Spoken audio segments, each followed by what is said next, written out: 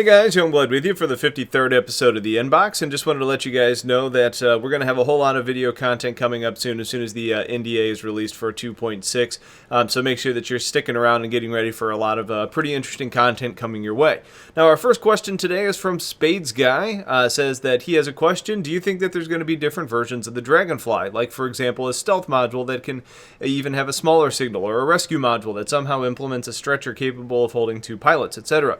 No, I'm not necessarily counting on different versions of the Dragonfly. Now, I think what you're going to probably be able to do on this ship is actually be able to swap out some of the components that'll then allow you to perform differently. You know, you might be able to overclock something, or put in a better power plant that gives you better speed, or you put in a lower power plant that's going to mean that you're putting out less of a signal. I think you're going to be able to do things like that to kind of customize it to your liking, but I don't think you're necessarily going to be able to like strap a stretcher to it and use it like to pull people around instead of having a second seat.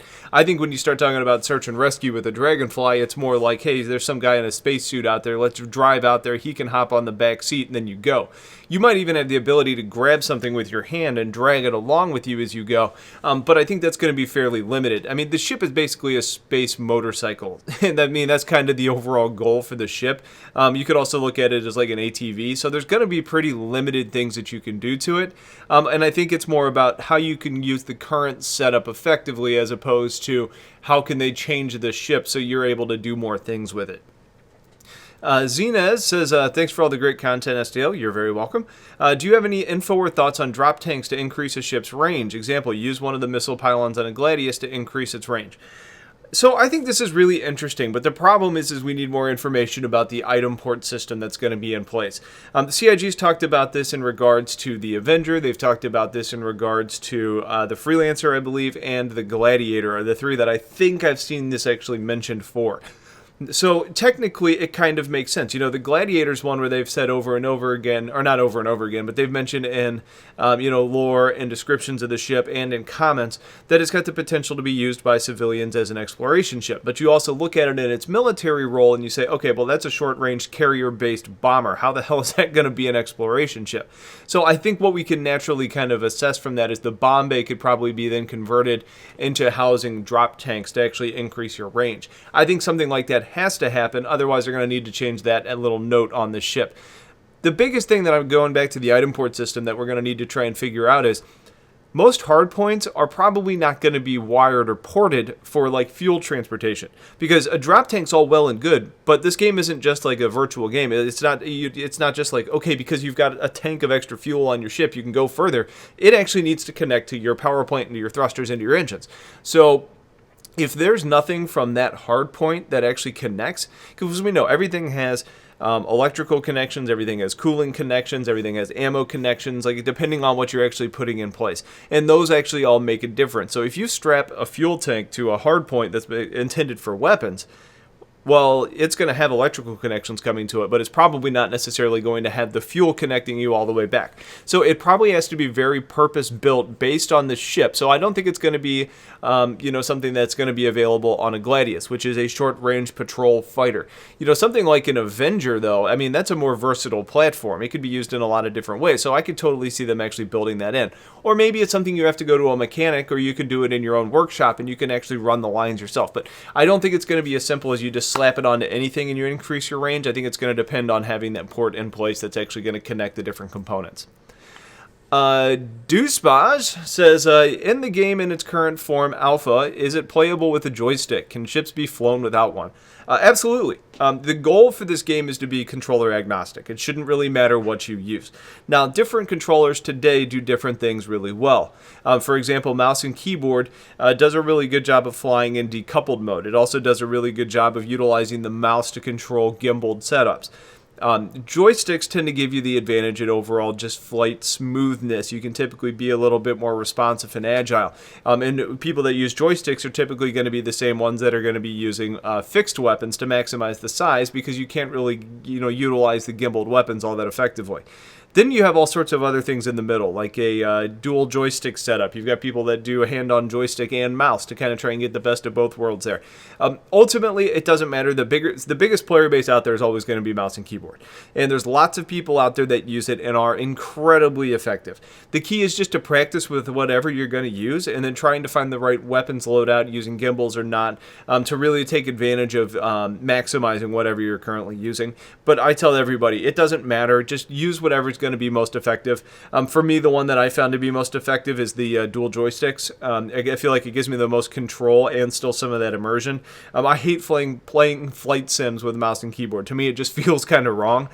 So I was always going to have a joystick in place, but having the second joystick instead of the throttle seems to be the better fit for me. Joe's got more as a question. With Mobiglas being so integrated into the game, do you think we're going to be able to take off the Mobiglas to get off the grid if you're being tracked by bounty hunters?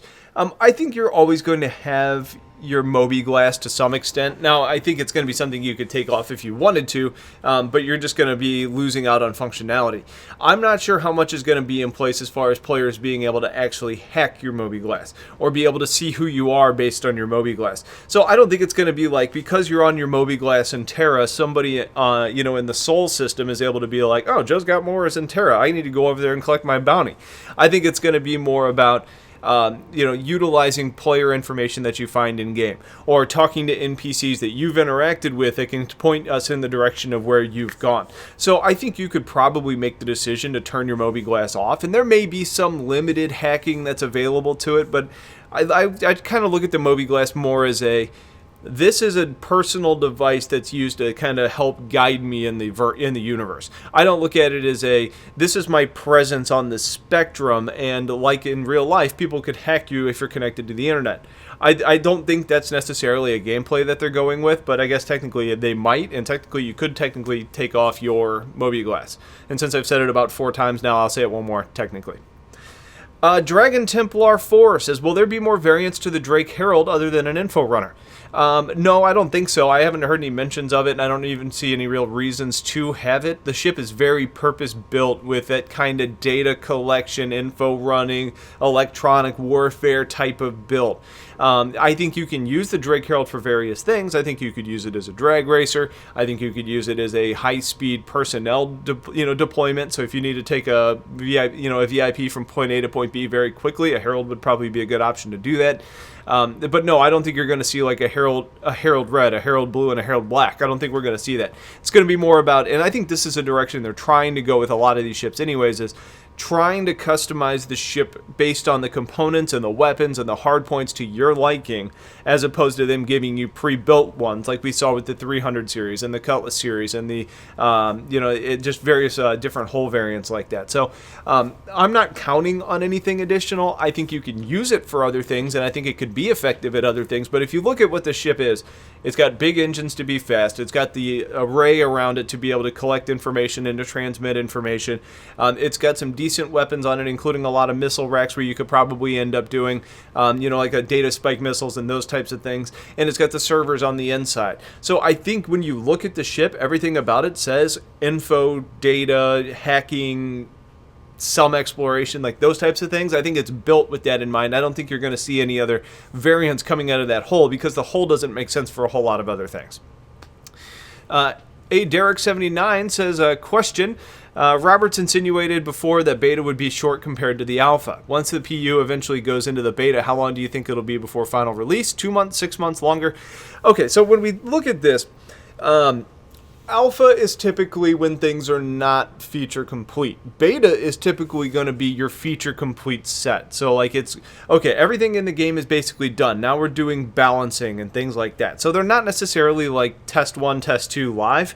So when you actually look at it from that stance, alpha is going to be way longer than beta. Now, sometimes this gets bastardized a little bit, and you see a lot of early access releases that come out and are technically kind of betas, and the games are still being developed. That's kind of a developer trick or a distributor trick to kind of get more sales, saying, hey, this game's really close to being launched. You can get in early and play it, and then they just keep developing it. We're getting that, but more in an alpha right now. We know we're in alpha. And I mean, we can say, okay, we have a roadmap all the way to 4.0, and that's at the end of 2017. And that's when exploration is just going to start to be really integrated, and when you start to be able to jump to other systems. So based on that, that is going to be a point to where we've been following this game for like 4 years. So when you look at that, you can say, okay, well, we're definitely not going to have another 4 years of beta after this. So I can say with a lot of confidence that beta is going to be much shorter than alpha. Now, what does that end up being? 2 months, 6 months longer? We don't really know. It depends. They want to get to a point to where the game is stable and to where they can actually label it as live and feel good about the product. Now, I kind of went to feature complete. Now, CIG is always going to be adding more things to the game. So new systems, new events, new ships. So I'm not talking about those. When I say feature complete, I'm really focusing on the core gameplay mechanics. And your second question there was any wild speculation about when the alpha will finish. I have no idea. I mean, a wild speculation, sometime in 2018, maybe at the end of 2018, maybe 5.0 is the end of alpha. It's hard to really say, but seeing the roadmap up to 4.0, and I think we can look at each one of those releases, 3.1, 3.2, 3.3, and 3.4. I mean, we can probably look at those being roughly quarterly, and if that's the case, we're looking at 4.0 in 2018. So I would say maybe by end of year 2018, but again, it's really hard to say. At this point, we just don't know. It may be way faster. They may get through 4.0 and be like, you know what, we've got everything we need worked out, so let's go ahead and just roll 2018 as beta, and then maybe by the end of the year it's live. We don't know, but it just depends on how far along they've actually come. On our last two questions today are from patrons. First one being from Rockseeker. Says, I have a question. Might have been asked before. That's okay, it has not been. How difficult, realistically, can we expect the success of a capture of a vanduul ship, like a Scythe or a Glaive, to be? I think it depends on the situation in which you're going to try and steal that ship. If you are in a Cutlass or a Avenger and you have a couple buddies with you and and you have one lone Scythe that has to be patrolling the area and you just blast the shit out of it with a bunch of sucker punches and just disable it like crazy. That might be relatively easy. The question is, how do you get that crazy vanduul out of the ship so you can actually steal it?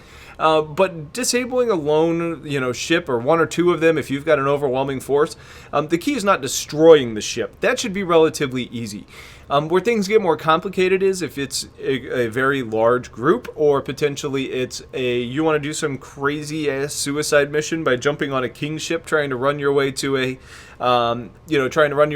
hangar to steal like a void bomber. Something like that is going to be incredibly complicated, and the chances of you making that happen are going to be very slim. So again, it really depends on the situation, what your ship is loaded out with, how many of you there are, how many of them there are, if they've seen you coming, all those sorts of things, and then how effectively they can communicate with backup if you do try and ambush just one of them. And the last question is from Patreon USA. Says, not sure if this is how you want to get questions. That's fine. I have all the whole ships, but I clearly don't need all of them. It's basically, he's got whole A, B, C, D, and E. He says, I'm going to keep the E because it's huge, so I don't think I need the D or the A. I have the other ships. So my question is around the B versus the C. Are they different enough to keep both? I want to max out what I can transport by myself, which seems B is best at, but I'm wondering if the C would be fine as well. What do you think? So I think the whole C is probably capable of being flown solo. Now, when I say that, you're definitely better off by having at least one other NPC with you. So if by solo you mean just one real person and you're willing to pay for an NPC, then I think the whole C is a really good option in that situation.